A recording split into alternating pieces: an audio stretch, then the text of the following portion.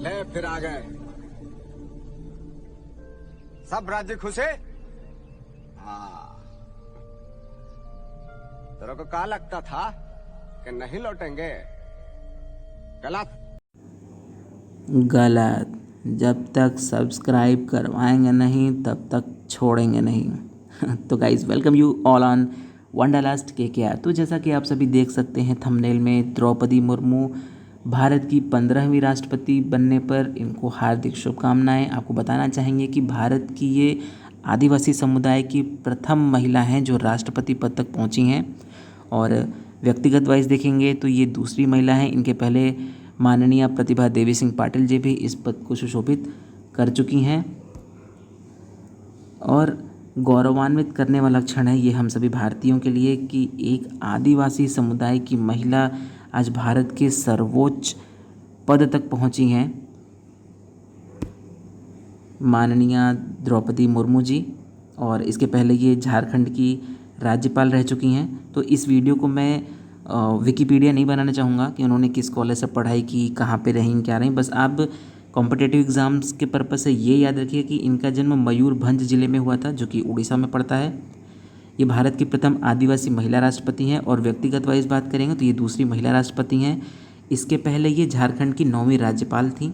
आपको ये 9वीं टर्म याद रहे ना रहे, बस ये याद रखिएगा, ये झारखंड की राज्यपाल थी। और अब गाइस जैसा कि आप स्क्रीन पे देख सकते हैं, ये मैंने आपको भारत के पहले 14 राष्ट्रपतियों की एक लिस्ट दे दी है, क्योंकि आजकल एग्ज़ाम्स में इससे रिलेटेड एक क्वेश्चन डेफिनेटली पूछा जाता है। 4 ऑप्शन रहेंगे, इनमें से कौन सा भारत के राष्ट्रपति रह चुके हैं या इनमें से कौन से भारत के राष्ट्रपति नहीं थे। वो डिपेंड्स ऑन द क्वेश्चन, वो आपको चूज़ करना होगा। और अभी बात करते हैं राष्ट्रपति से रिलेटेड जितने भी इंपॉर्टेंट आर्टिकल हैं और कुछ फैक्ट्स भी लास्ट में हम डिस्कस करेंगे, तो वीडियो में अंत तक बने रहिएगा। तो गाइस शुरू करते हैं आर्टिकल नंबर 52 से, जो कि बताता है कि भारत का एक राष्ट्रपति होगा। आर्टिकल नंबर 54 जो कि भारत के निर्वाचक मंडल को डिफाइन करता है कि भारत के निर्वाचक मंडल में कौन कौन शामिल होंगे। ये एक बहुत ही इम्पॉर्टेंट आर्टिकल है, बहुत सारे लोगों को इसमें कन्फ्यूज़न रहती है। तो आइए इस टॉपिक को भी क्लियर करते हैं कि आर्टिकल नंबर 54 जो भारत के निर्वाचन मंडल को परिभाषित करता है, इसमें कौन कौन होते हैं। राज्यसभा, लोकसभा और राज्यों की विधानसभाओं के निर्वाचित सदस्य। और साथ ही 17 मतलब 70वां संविधान संशोधन जो कि 1992 में हुआ था, इसके द्वारा ये जोड़ा गया कि दिल्ली और पुद्दुचेरी विधानसभा के निर्वाचित सदस्य भी राष्ट्रपति के निर्वाचक मंडल में शामिल होंगे। अनुच्छेद 55 राष्ट्रपति का निर्वाचन समानुपातिक प्रतिनिधित्व प्रणाली और एकल संक्रमणीय मत पद्धति के द्वारा किया जाएगा। आर्टिकल नंबर 56 पदावधि, मतलब पदावधि का मतलब है कि पद ग्रहण करने की तारीख से 5 वर्ष। जैसे आज की डेट है तो आज तो अभी इनका चुनाव का रिजल्ट ही आया है, जिस दिन ये शपथ लेंगे उस डेट से 5 वर्ष तक का पदावधि जोड़ी जाती है राष्ट्रपति के लिए।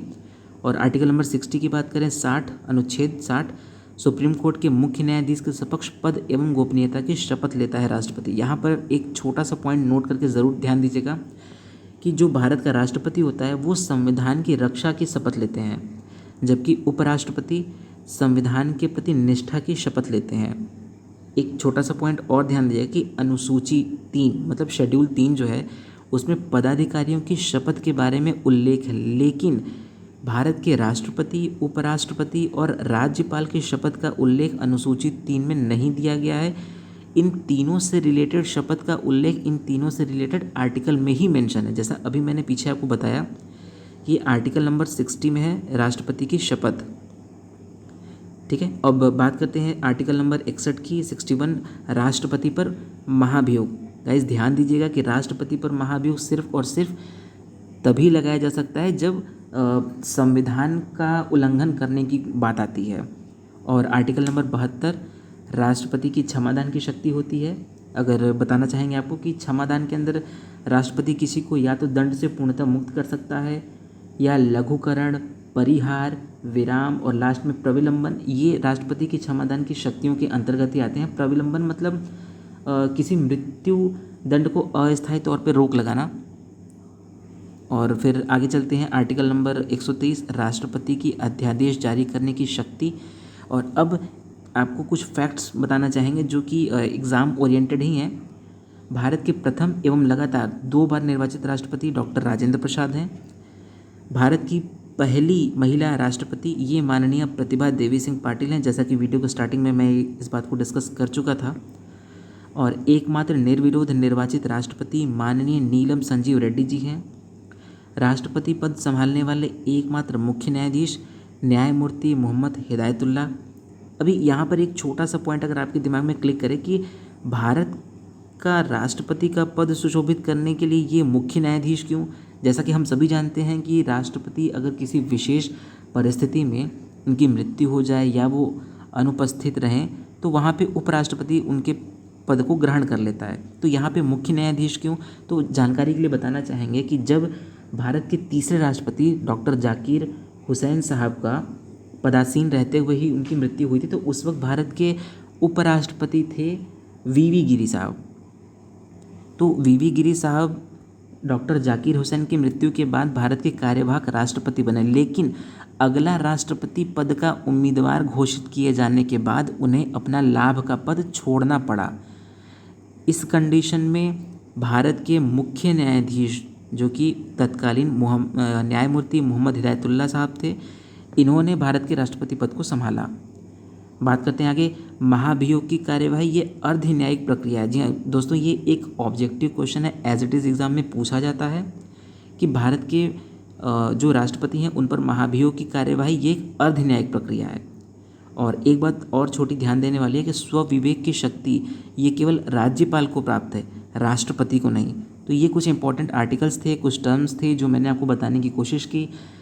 वीडियो को मैंने एग्ज़ाम ओरिएंटेड रखने की ही कोशिश की है, इसे मैंने विकिपीडिया नहीं बनाया है कि आदिवासी समुदाय की पहली महिला राष्ट्रपति द्रौपदी मुर्मू जी हैं, वो किस कॉलेज से थीं, कहाँ से थीं, एक्सेट्रा एक्सेट्रा, ये सब बातें कहीं नहीं पूछी जाती हैं। बस आपको उनका जन्म याद रखना है कि उनका जन्म उड़ीसा में हुआ था और किस ज़िले में हुआ था, वो मयूरभंज ज़िले में हुआ था।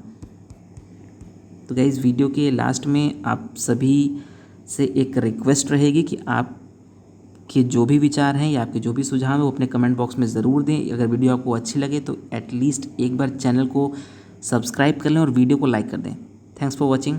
जय हिंद। मिलते हैं आपसे नेक्स्ट वीडियो में।